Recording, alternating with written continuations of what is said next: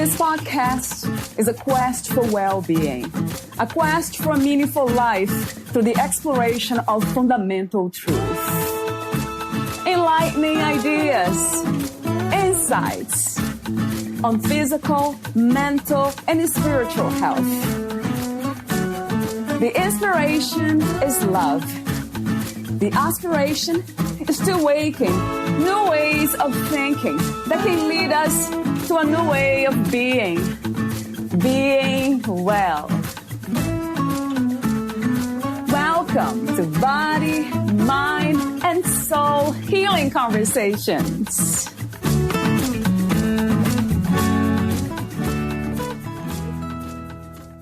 Valeria interviews Ragini Michaels, the author of Unflappable, 6 Steps to Staying Happy, Centered, and Peaceful No Matter What. We all want to be happy, but sometimes life gets in the way. People lose jobs, spouses are unfaithful, kids are hostile, friends die, houses burn down. It is a jungle out there. Unflappable is a book that helps readers not only survive, but embrace these ups and downs of life and learn to stay centered and peaceful regardless of the circumstances. Drawing on the wisdom of the mystics and her NLP, neuro-linguistic programming training, Michaels offers a 6-step process for happiness and serenity, regardless of how crazy life gets. The 6 steps include: discover the lay of the land. Look at the inner contours of your life. Decide where you are and where you want to go.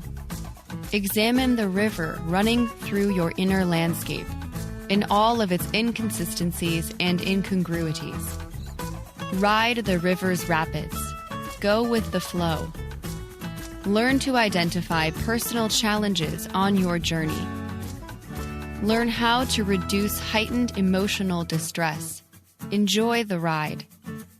Unflappable offers a unique route to a different brand of happiness, one that doesn't depend on outside circumstances and incorporates a model for conscious living that leads to serenity.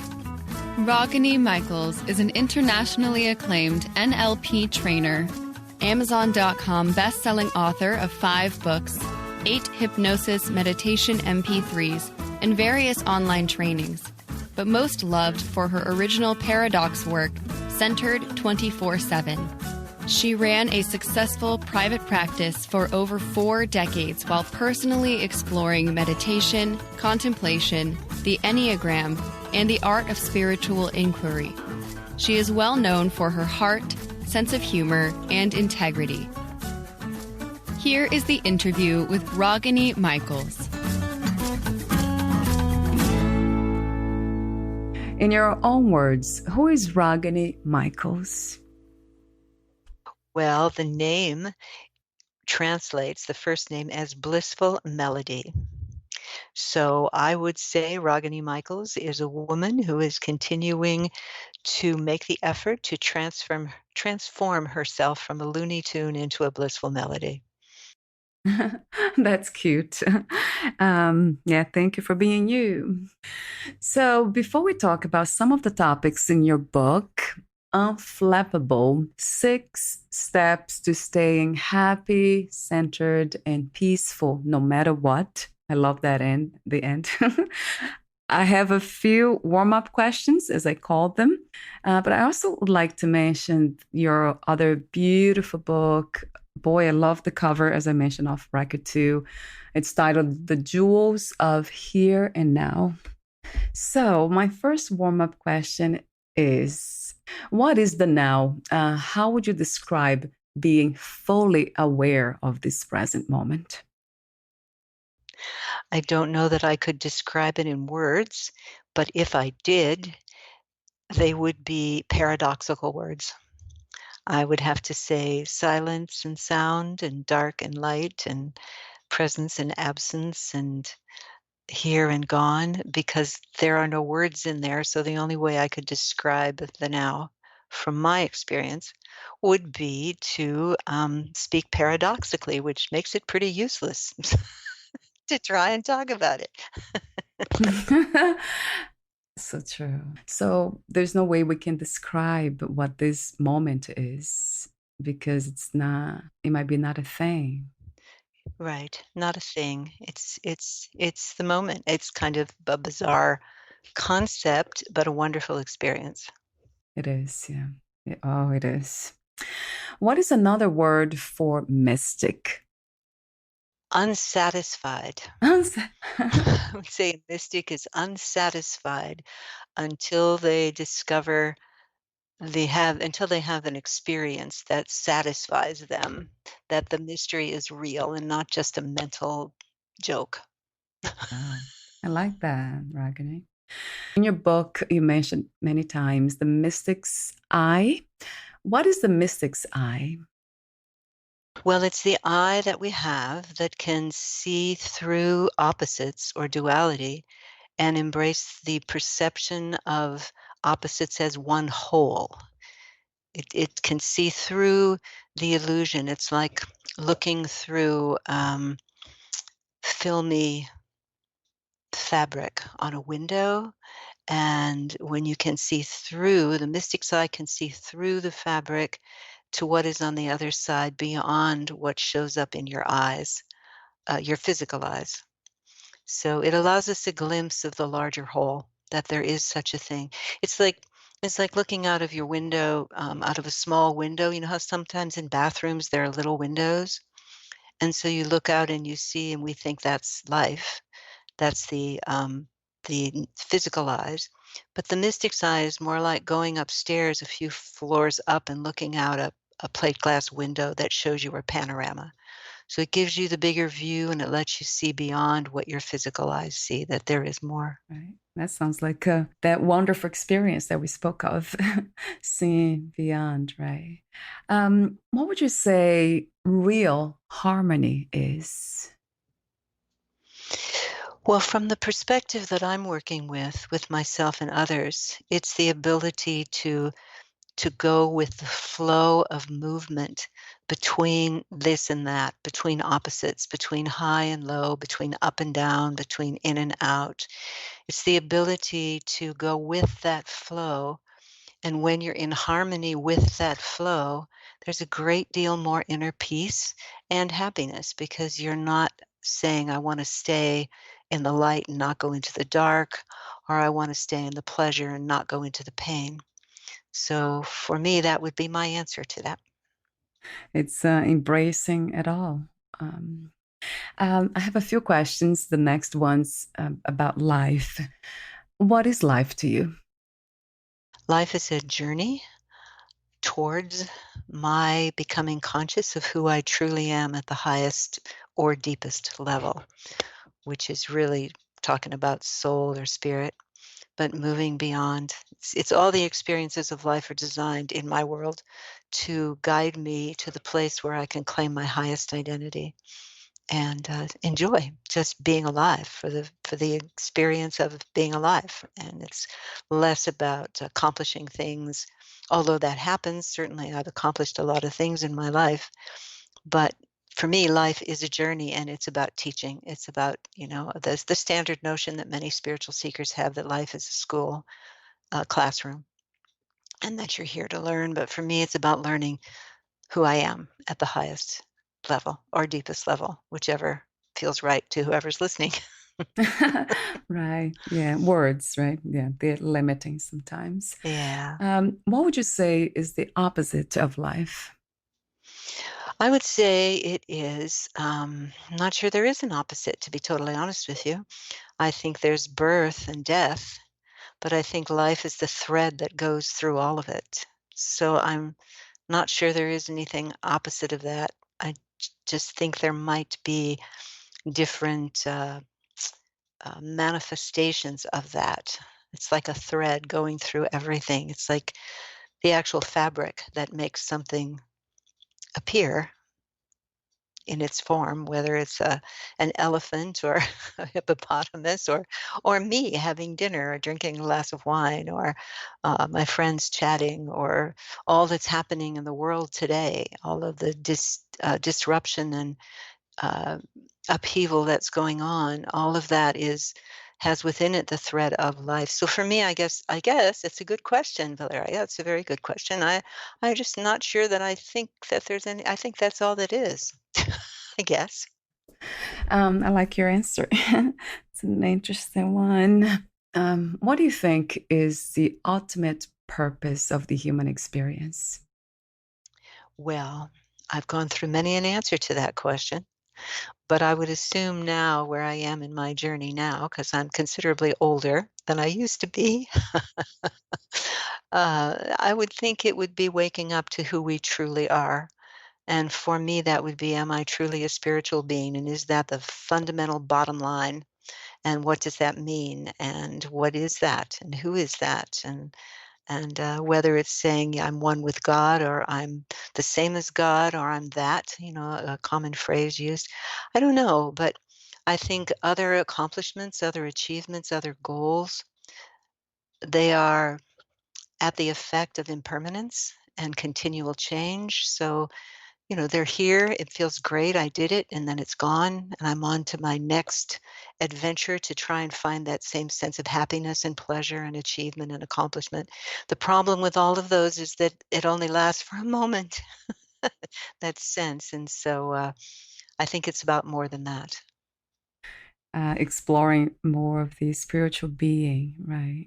I'm wondering what it feels like to live as a spiritual being. Do you have an idea? I would say happy, centered, Yeah. peaceful, no matter what. Yes, I The name agree. of my book. Mm. Or I should say the subtitle of my book, Unflappable.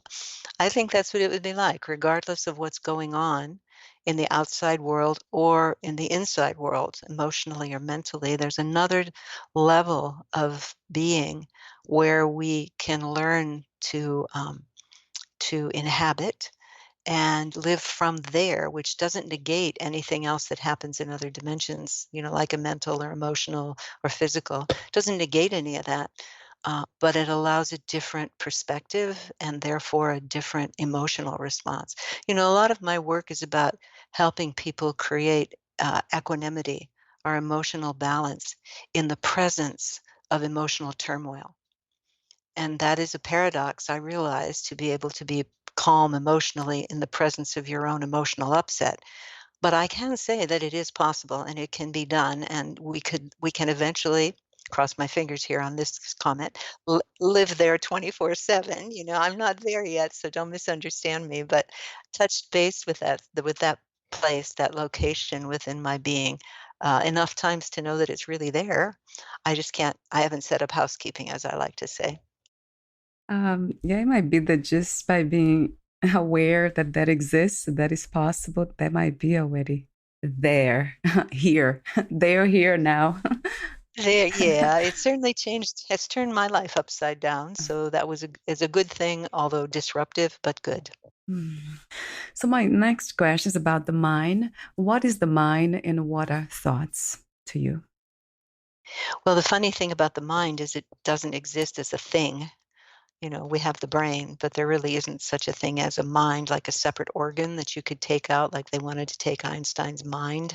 All they could find was his brain, right?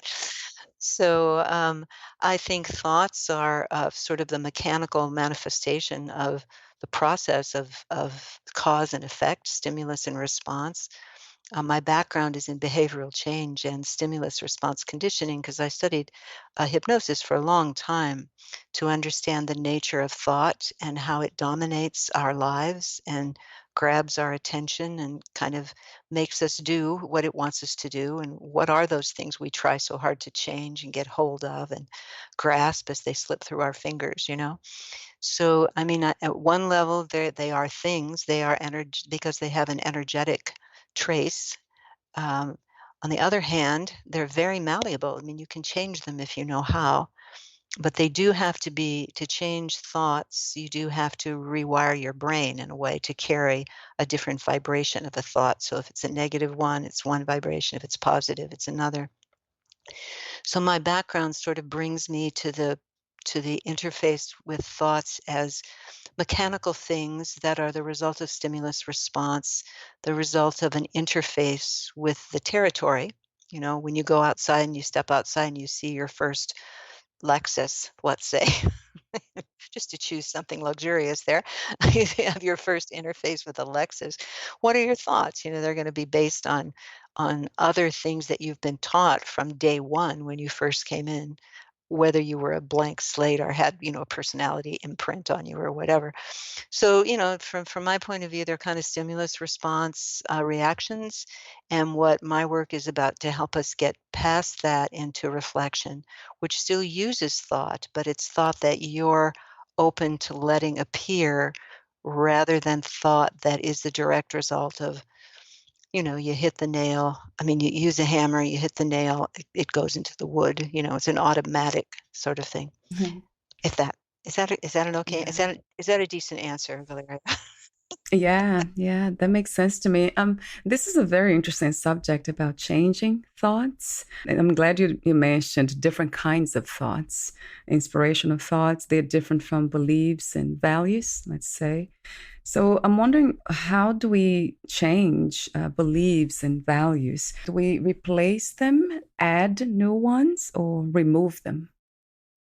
I think the easiest way to change thoughts and values and things like that is to create more options for you to choose from. Many times we don't have enough options.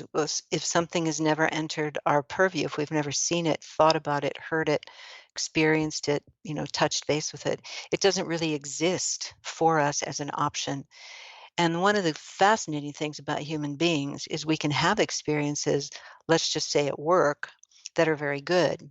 But it could be that we don't have access to those experiences at work when we get home. And we need those experiences that we got at work. Let's say just how to get along and do your job, you know?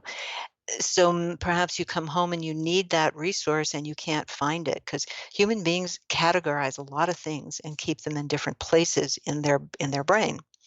So part of the my background in NLP and what's happening today with energy psychology and so many different modes of behavior change is we're learning how to generate more options ultimately. It's kind of a waste of time from my point of view to try and get rid of anything because it's all wired into your brain. So you might as well just leave it and learn how to install a new neural pathway, which is very much what my work is about helping people do. Yeah, that makes a lot of sense to me. Right. Wow, that's fascinating how we don't have access to a lot of thoughts because it's not part of our experience. Right. Mm. It's interesting. I can be really confident and just, you know, I can talk your head off when I'm teaching something and in front of a group, but put me in a private party, you know, where you have to like, you know, hold a glass of champagne or wine and talk to strangers. Oh my goodness. Now, when I started to understand this stuff and I could take my confidence with me to the cocktail party, I did a lot better. Mm. That's cute. uh, yeah, I love the way the examples you're giving me. They're very clear. So my next warm-up question is about freedom. What does it mean to be free?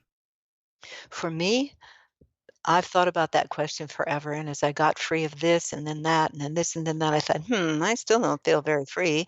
And finally, because of the trajectory of my life, I decided that real freedom rests in freedom from my mind, not of my mind to have its own thoughts, you know, freedom to do what I wanted. Those things are not real freedom, again, because they end up imprisoning me in some way, right? Always. So I finally have settled on my goal is freedom from my mind. It doesn't mean I ignore my mind. It doesn't mean I don't love it and value it immensely, but it does mean I'm trying to put it in the back seat of the car. I would like to be behind the wheel, not my mind, not my thoughts, you know. That is, I love the way you say that. I'm wondering when you say that the mind, the thoughts are not guiding you or they are not driving your life. What is driving your life? Well, that's always a really good question. I think many of us we use words like inner guidance or spirit or soul or something, but it's tricky because sometimes you can't tell the difference between is the thought from my mind or is the thought from my inner guidance or from the larger whole that I'm a part of. Some of it depends on your belief systems, of course, but in my experience, it's very different. The experience of my mind's thinking is very different than the experience of receiving guidance from some other aspect of myself that is non-mental. The words come in picture. I mean, there are words and pictures and feelings, but there's some sense, some way in which it's possible to make a distinction between the two. Very curious. Yeah. Oh. Oh, wow. Can you give me an example of that? Is that possible, Ragini? Well, for me, it was like, okay, I was working on this uh, PowerPoint presentation, which I'm going to do a voiceover on to make a little 1 hour mini class, mini course on my work centered 24/7. A little bit of a promo plug there. And I woke up this morning and I was walking around, and all of a sudden, this thought drifted into my head, right? Just drifted in. And that said, you need to take this part of the PowerPoint and put it up at the front. And now I wasn't thinking about it, right? Someone could make a case that said to me, "Well, your unconscious mind was thinking about it, and this is what it came up with." That's true. It could be that, but there was an energetic element about it that was different. There's like a different. I hate to use this sound. I hate to use the word vibration, but I don't know what else to use. There's a different vibration. Like if you hit a low note on a piano, it has a different vibration than a high note on the piano, right? So you get to know as a musician the difference in the vibration, and you can feel it as a listener when someone hits a low note and someone hits a high note. So it's just kind of learning to tune into my mind's usually the high note, and the thing that's not my mind is usually a more low. I mean, it's a higher vibration, but I feel it in my body as sort of this smooth, low embrace, sort of. Whereas my mind is like always talking, da da da da da. So think about this, do this, go do that. Has a different vibration, more staccato. The other's more, I think the word is largo. I can't remember. I haven't done any music in a long time. Did that answer your question at all, Valeria? Yeah, it sounds to me like it takes a lot of high level of self-awareness to be able to distinguish Yeah. those inputs, those voices. Yeah, I think that's true. I think it takes a few years. Might be a lifetime Yeah. for some. Yeah, I think that's closer to the truth. Oh yeah, I wanted to be optimistic, but I think it's more to a yeah, lifetime. yeah. Yeah. So Yeah. I have another question here that relates to the current situation. At this time, what do you think is the world's greatest need? And do you have a vision for a new reality? Well, funny you should ask that because I do indeed. I really do see that the issue here is polarization. So, what is it that the world needs? It needs a higher level of insight into the knowledge of how to neutralize our own polarization, to recognize when we're polarized, and to learn how to harness that power of polarization, which you can see in the world is very strong. I mean, when people have split and you just have a massive division, then you know that you're coming to the point where there's no conversation anymore, like with many things. So, since polarization is divisive, my work is all about helping people to become aware when they are caught in their own polarization, which happens all the time for all of us, how to neutralize it, how to neutralize your own polarization, and then how to harness the power of that energy to bring you back to the center. You know, because if you come into a room and someone is on the opposite side of you, the opposite pole, I mean, let's just use, a liberal and conservative because that's what's going on in the world today. Let's say you walk into a room and there's a conservative or a liberal, and they're very polarized. Okay. And what you're going to do without even knowing it is you're going to get polarized to the opposite point of view because life's primary goal is balance and homeostasis. So you don't have any choice about that. You're going to polarize, right? In order to bring balance to that circumstance. But if you're conscious of what's happening, you can then neutralize the polarization, come back to the center, and generate a different level of conversation. You still act. You're still free to act because you have the energy in your hand, but you're doing it from a place of emotional balance, equanimity, calm, and much greater clarity. Oh, wow. I love that. Boy, what a great goal or purpose to have in life to achieve these levels of balance within. My next question is about love. What is love to you, Ragini? It's just, I don't even have any words. Yeah, I think no. it's the hardest thing in the world Mm, to accept is that one is actually loved. And I think that's one of the biggest problems that exists in relationships sometimes is that it's hard to accept how lovable we actually all are and how loved we are by life. By life, that thread that I said goes through everything, including us, including each one of us. When I get down to relationships, of course, that's a slightly different expression of that love, one that I like very much, and it's fun and it's enjoyable. It can also be hideous and horrible. So, it goes back and forth. So the love that's sort of, it just is totally unconditional, which to me is a spiritual level of love, is the thing that I strive for. It doesn't negate me enjoying all the other kinds of love of mm. people and ice cream and Yeah, that's cute. potato chips. Oh boy. Well, not that I have them, but it sounds good to me.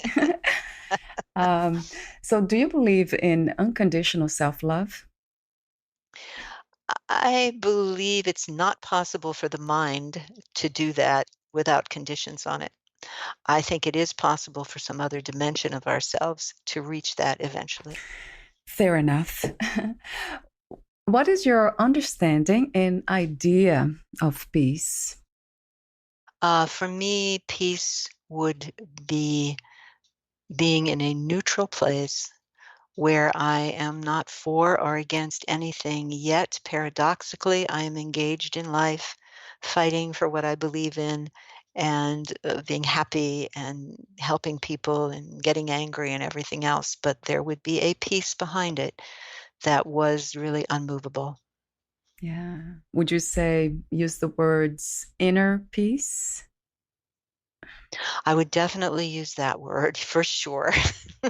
Because, there's peace and then there's war. I mean, those are the opposites. And the war on the outside is very similar to the war that goes on the inside. If you're like me, I often am at war with my mind is at war with itself oftentimes.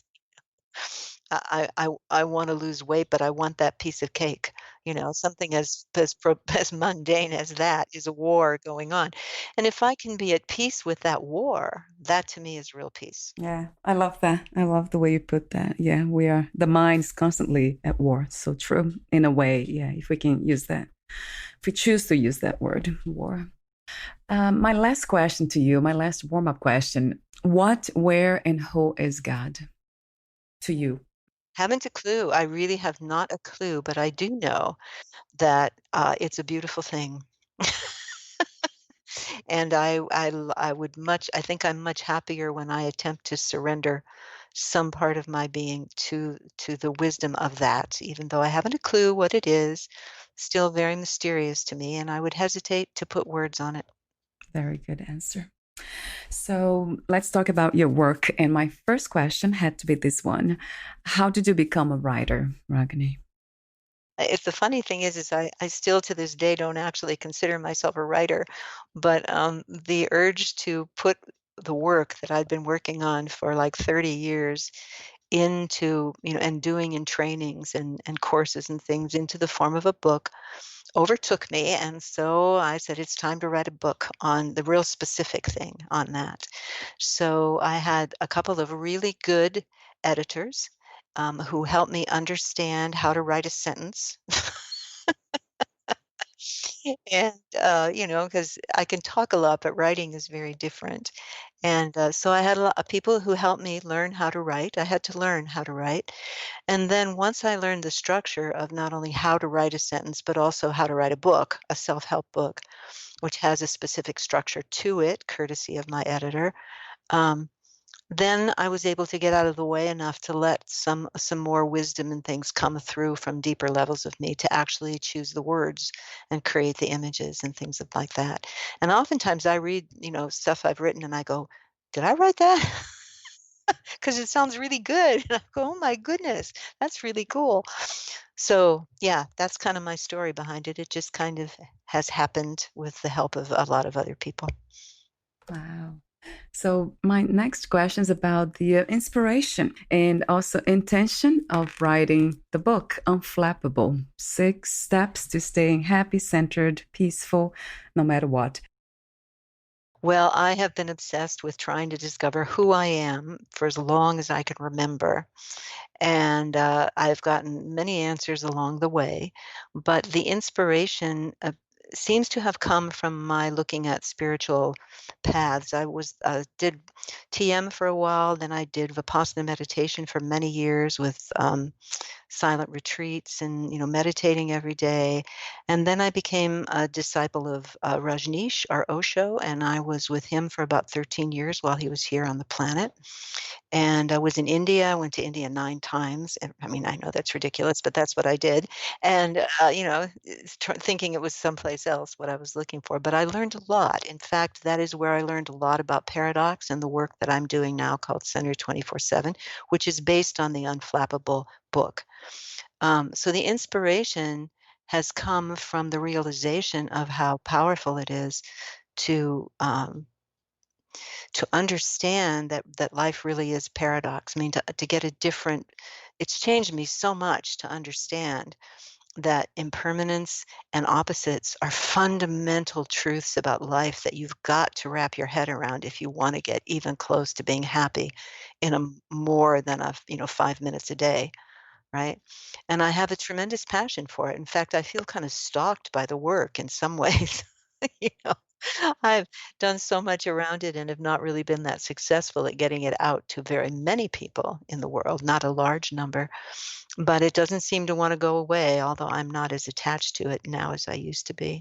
So I would say I was inspired by some drive within me to know who I am. And because I'm passionate about finding the answer to that, and I love sharing things like this with other people. I mean, we human beings are just amazingly capable of so much that we don't know, and I love helping people find out what those things are. It's very cool. Yeah, it is. It is a wonderful work. I'm glad you're doing it, like so many of others that I talk to. I'm wondering what are the obstacles for most of us to come to that understanding that life is a paradox. And yeah. The major misunderstanding is the way we were taught to deal with opposites. Because, life is a flow. Everybody agrees life is a flow. What most people don't realize is there's a pattern in that flow. And the pattern is about the movement between opposing forces or opposite polarities. And what we're taught from day one is pick the one you like, go for it by getting rid of the one you don't like. And then you can have the one you like without interruption. For me, that is the key strategy that we've been taught that the mind uses without questioning. And when we can step back a little bit and understand, hey, mystics, this comes from mystics, don't relate to those opposites the way we do. They're aware of the pattern and they don't set up one against the other. They embrace both sides as being equally important and each carries a part of the truth. So that's part of the major misunderstanding that we have that keeps us from being happy and peaceful and calm is that we're confused about how to navigate the very territory that we live in every day. It's like that old poem. I think I can't remember who wrote it. It said the fish swim in water, but they don't know what water is. right? Right. And so we swim in a Um, world of polarities or opposites, polar opposites, and we just are we're fighting with the whole thing. We want to get rid of half of the ocean, and we can't do it. It's just not possible. And that's what my work is about, helping people wake up to. And then from there, showing them how to retrain their brain so they have a new option, like we talked about earlier, generating new options to hold the brain, and a new neural pathway in the brain to hold the new beliefs and values and strategies. Part of the obstacle, that being an obstacle, or the obstacles we face, is due to the natural biases, genetics. That's part of it, survival and all. Would you say that's Yeah, I would agree with you. Absolutely. We are programmed and determined to survive. That is the primary directive of all systems within the human process: survive. But if you want to live, really live, survival has to be there. You have to survive to live. But if survival is the only thing that the power of your entire process is going towards, that doesn't work. So in a way, the centered 24/7 work plays a little trick on the mind. Yeah, isn't that interesting? I heard this before. Somebody I read somewhere that we are not designed from that level of survival. We're not designed to be happy for happiness. Does it make sense to you? It makes perfect sense because when we have something in front of us, like a dilemma, like say, for example, I'm tired and I want to stay home tonight, but my best friend is called and she's in dire need of a friend and she wants me to go out. Well, I want to help my friend, but I also want to stay home and get rest. Right. So I can't be happy because either one I choose, I'm going to have to give up something I want. And that's kind of the nature of what it's like to live in a sea of opposites, of polarities or dilemmas, And we constantly have to choose. You have to make a choice, right? And if you don't make a choice, that doesn't make you happy either. So, Right, right. so it is a journey of Uh-huh. dissatisfaction, and the joy of it is that there's also Mhm. satisfaction in the process. But for me, getting to where you become conscious of this pattern and being able to have a way to navigate it and to, as I say, put it in the back seat so you're in the driver's seat makes it much easier to be happy way more of the time. Guess I have a question for you about happiness and joy. Do you distinguish them? I know the opposites again, or maybe just words, or are they the same to you? To me, they're the same and they're not the same. I mean, they're different, but they come in a pair for me. When one comes, the other one comes too. It's like they're sister experiences or something. I can't separate them. In this case, I'm happy I can't separate them because I love it when they both come. But usually when joy comes, I'm feeling happy, and when I'm happy, I'm usually joyous about it because it's not my normal 24/7 state. So being happy is a joyous experience. But I think joy is something I feel more. Joy makes me want to jump up and say yes, right?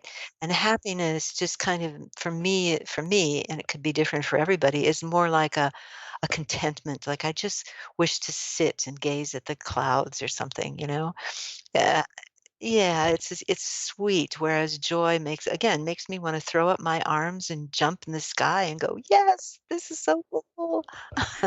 Yeah, that's interesting the way you describe them. Physically, we react or respond physically with the body to them, to these states of mind. Yeah, so you give 6 tools to navigate the 6-step process. Why did you choose? Why 6 and why them? Well, why six? I don't know. I don't have an answer for why six, but these are the ones that for me, working with myself and students, seem to have been the ones that are important. First of all, you'll never get into this work if you're not curious about who you are and how life works and what does it take to be happy. You've got to be curious. You've got to be willing to go out of your comfort zone. So I know that that's part of the reason that's there. Conscious awareness, the whole work that I'm talking about in being happy is that your happiness expands with every breath of expansion that you get in your awareness. The more aware we become of possibility, and the more conscious we become, that life is bigger than we thought. So if you're not, so curiosity and conscious awareness for me are two of the major things. You have to be curious, and then you have to be conscious of what you become aware of. And then you have to dive into the intention to not just leave it as a concept, but to actually implement it as something that you experience, embody it, embrace it in your behavior, explore its ins and out, its crevices and corners. What is the landscape of happiness? What is the landscape of joy and wonder? Or what is the landscape of anger, or rage, just to get curious about it, to become more aware and conscious, and to then grab on the intention of exploring it. Then willingness comes into play, because I know a lot of people who are curious, want conscious awareness, and have the intention, but aren't very willing to deal with that. So willingness became a very large issue, a very big obstacle. Unwillingness is a big obstacle that stops people in their tracks, as I've seen. And I've worked with thousands of people on their quest for power and purpose and meaning, and willingness to give up what you think is true and open to an expanded notion. That requires you to then also not just be willing, but to use your imagination, because imagination is probably the most powerful thing that we have. It's far more powerful than thought. Imagination, if you can look closely, you will see images, and you imagine things before they happen. Always. I mean, manifestation we talk about in the long run, like manifesting your future. But just to decide you're gonna have dinner is the result of having imagined yourself having dinner and coming to the conclusion that you're hungry, so you get up and move. The last two, conviction and doubt, are for me very important, because you need to be 100% convinced of your experience as being true for you, and maybe it's the truth, and that's where the doubt comes in. If you're 100% convinced with no doubt, then you are just going to become somebody who is closed, right? But if you have doubt, then your conviction is strong enough to be challenged. And I think that makes it stronger. So doubt and conviction, I like to see people have as an old married couple. So you always stay open, to whatever it is you 100% believe is the truth. It's your opinion. You'd almost die for it. But can you keep a little doubt there that maybe there could be another way to look at it? I think it would make for a better world, first of all. So that's why I chose those. My work with myself and with other people, those seem to be the ones that were the most important for traversing into, for being a pioneer into a new region called paradox. And this is, I'm mostly talking about what does it mean to live in a world of paradox, to be happy all the time in a world that's most of the time pretty miserable and pretty not beautiful. What does that mean? How do you do that? And is it possible? And do you want it? And, on and on. So there you have it. I want to make a comment about a world that's not beautiful. I usually see beauty more within the states of mind that's of calm and inner peace, but also nature, because I see that in nature, I see and feel. um, Yes. I agree. Yes. It's the world outside is as beautiful as it is ugly. yeah, that. There's so much beauty in it. It's stunning. I mean, just to be able to put your head around that, Mm, experience, which we all have, life is totally beautiful and totally awful, beyond comprehension, and beauty beyond comprehension. So, yeah, I'm with you on that. Thank you for bringing that up, because I didn't really mean it was totally awful. So thank you for that.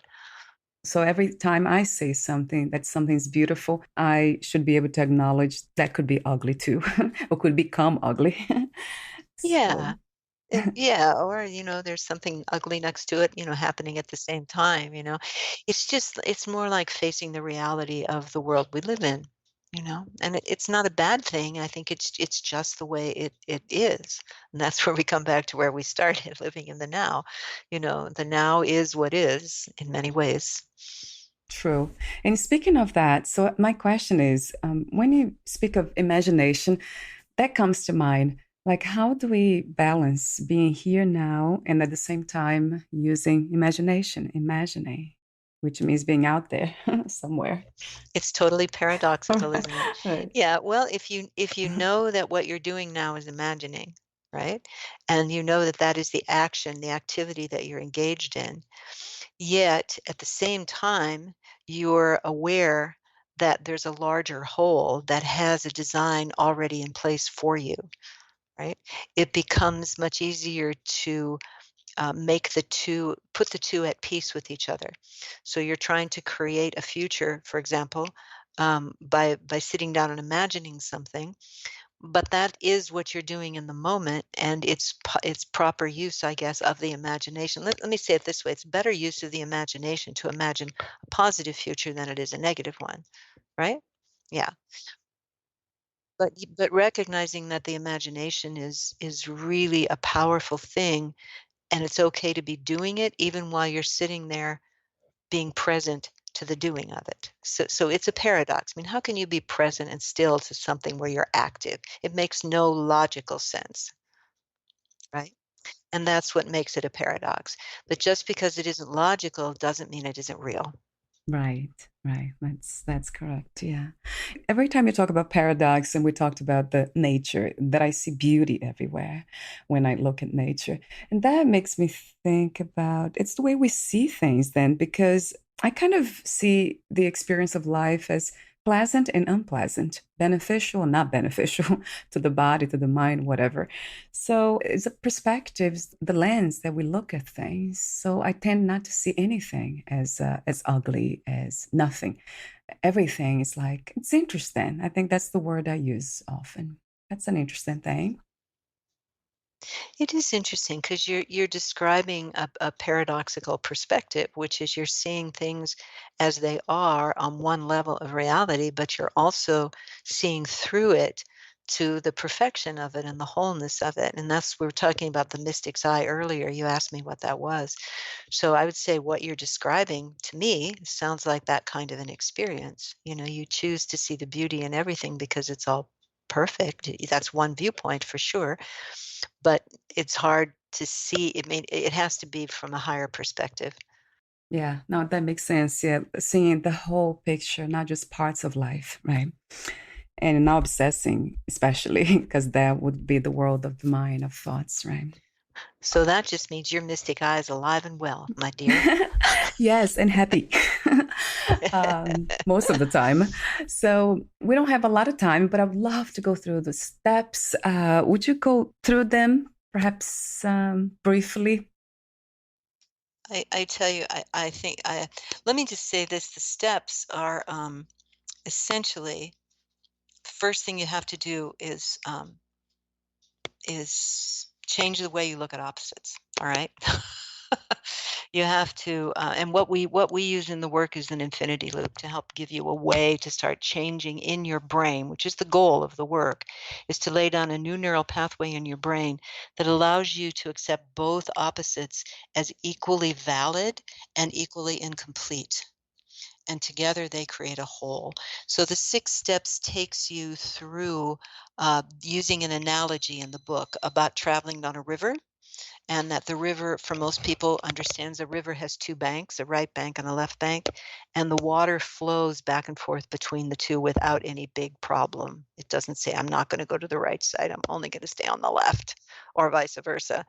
So the first part of the 6 steps is that, and then it goes through to answer your objections to doing this kind of thing, what your objections are, answering those, giving you some explanations from the mystical perspective why it is the way it is, and how then we can navigate it differently, better. And so much of what we've talked about today is really what the 6 steps help you do. They help you lay down a new neural pathway in your brain that allows you to move from looking at opposites as something where you choose one and try to get rid of the other, and instead, you're moving from looking at things as an either or choice based life to a both and based life, which is much bigger, much more expansive, gives you more options, gives you more choices, expands your consciousness of what's possible, and allows you to stay more at peace. And again, the goal of the 6 steps is to help lay down a new neural pathway in your brain. It's actually a pretty physical experience in that you're actually walking on infinity loop and doing other things while you're doing that to help actually show your brain the new option that you've decided you want to install, which is to let you live a both and life instead of constantly having to be either for one thing or against one thing. Right, right. Wow. Yeah, the word that comes to mind is expansion and creating this space, right? So we can embrace it all, right? Because we are life itself. There's no separation at all. There is not.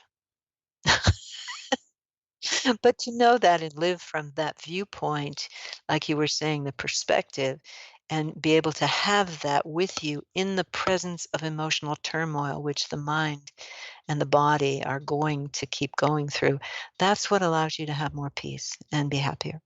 Yeah. Right. True. Yeah, that's what you help others do. Wonderfully, beautifully done. Thank you. And I have a few more questions for you, 3 final questions. Would you like to add anything or read a passage in your book, Ragini? Um, yeah, well, I can say that my favorite quote in all the world is this. It's by a man named Sri Nisargadatta. I don't believe he's alive anymore, but he was a little guru guy in India. But the quote is, "Love tells me I am everything. Wisdom tells me I am nothing. Between these two, my life flows." That is my favorite quote of all time. Yeah, it's a wonderful quote to you. Oh, yes. So, what was the hardest lesson to learn about yourself and life in a human body? That I have a big heart and that I'm much more beautiful than I ever conceived possible. And that's been a very difficult lesson to learn. It's very difficult to open my arms and embrace it. It mostly leaves me in tears because it seems impossible, and yet I am learning that it is not impossible. It's probably closer to the truth than what my ego and personality have decided is the truth. Right, right. Oh, you speak for, if not all of us, most of us. Yeah, it's For hard. sure. Especially women for some reason. Yeah, I don't know. It's a lot of this body stuff for women, and not having the freedom to have spoken without, heavy consequence and things like that. We've come a long way. We have a long way to go for sure, but these things help. Right, right.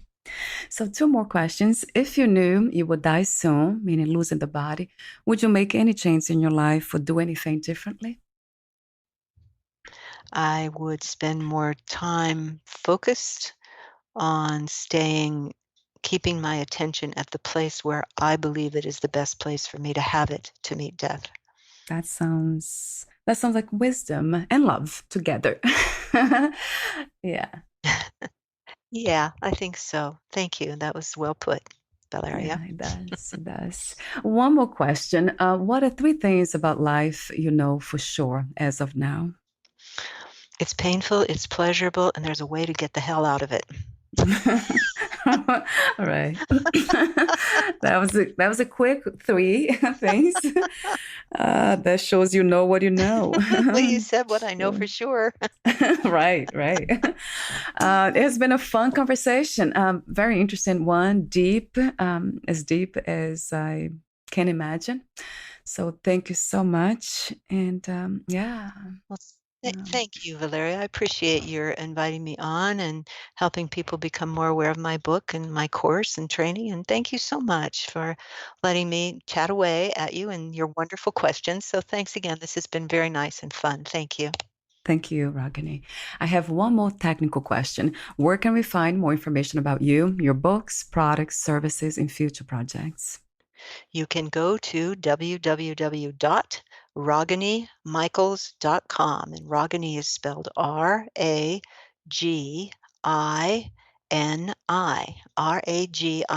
Michaels, Michaels, raginimichaels.com. Wonderful. Thank you so much again, and we'll talk soon. Thank you, Valeria. Stay well. Bye for now. You too. Thank you for listening. To learn more about Ragini Michaels, please visit her website, raginimichaels.com. To learn more about this podcast, please visit fitforjoy.org/podcast. I want to thank the Patreon members, Lawrence McGrath, Mark Basden, Terry Clayton, and Aidan Vickrock. Thank you again for listening, and bye for now.